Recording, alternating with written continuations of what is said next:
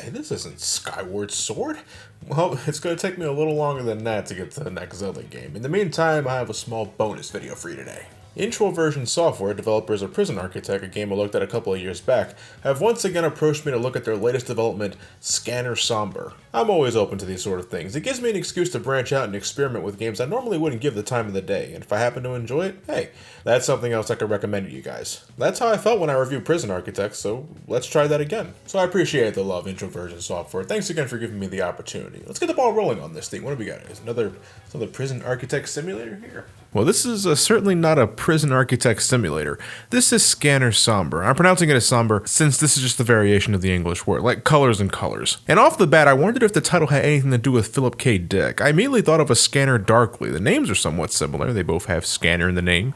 Sombre means dark or gloomy, and darkly means dark. So do we have a game set in a dystopian world where Substance D threatens to cerebrally destroy those who dare take the drug?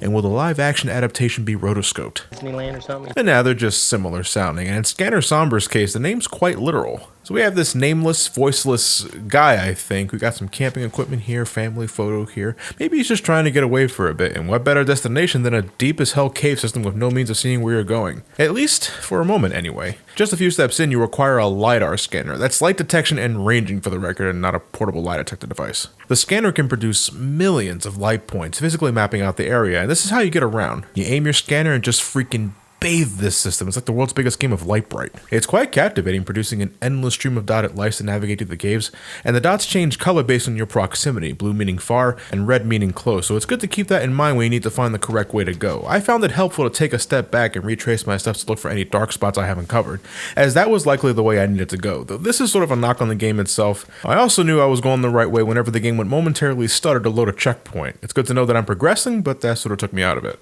The scanner doesn't need batteries, by the way, so make liberal use out of the thing. Paint the town red, green, and blue. It's essentially the core mechanic of this game. You need to get out of this cavern system using the LiDAR scanner. There's not much else you can do but point, scan, and occasionally jump, which is needed to trek through some of the game's rockier territory. And soon you'll find upgrades to the scanner, including one where you can adjust the light stream's concentration for achieving better detail, a burst scanner that maps out a huge area directly in front of you but requires a charge time, a basic map function that lets you know where you've been, and later a vision filter that gives you, let's just call it Matrix Vision, because that's what it looks like to me. I thought this game was going to be a VR game when I first looked at it. I could see a game like this being potentially enhanced with it, and tell me the scanner goggles don't look like a VR headset. But no, you just need a computer to play it, and you can play it with the standard keyboard and mouse controls, or a gamepad. Maybe that was for the best, because as interesting as the game looks, the colors can get pretty intense when going nuts with the scanner, especially the burst ability. Though the Matrix mode makes it a little easier on the eyes should you find it distracting. Scanner Sombre is very minimalistic otherwise. There's nothing else you need to do but simply escape this cavern system. There's no one to interact with, no other forms of collectibles, it's just you and your grocery scanner. Price check on these falling dumbasses. Not to say you won't be running into any interesting set pieces. There's a story in here told mostly through what you happen to discover through your escape. There's no voice acting, but the protagonist does occasionally speak to himself via these text boxes that insinuate there's something clearly ominous about these caverns, but it's never open on what that is. Is this really a deep cave, a secret chamber where demonic rituals took place, an abandoned mine shaft? It's left purposefully vague for, I guess, the sake of interpretation. I'll be honest, it felt a little tacked on. Not bad, but ultimately not needed. Scanner Sombre already does enough, in my opinion, with its atmosphere. Play it with a pair of headphones and you'll hear what I mean. It's not a horror game per se, but it's certainly tense. Without your scanner, you can't see anything, which lets your mind do most of the work and assume the worst of the worst, and making it even worse is the near constant background noise. Could be far away, could be close by, your very footsteps, an underground channel of water, or anytime your scanner decides to go haywire. Are you truly alone in this place? You better hope so, because I don't think this guy knows how to throw a punch, and you can't even sprint.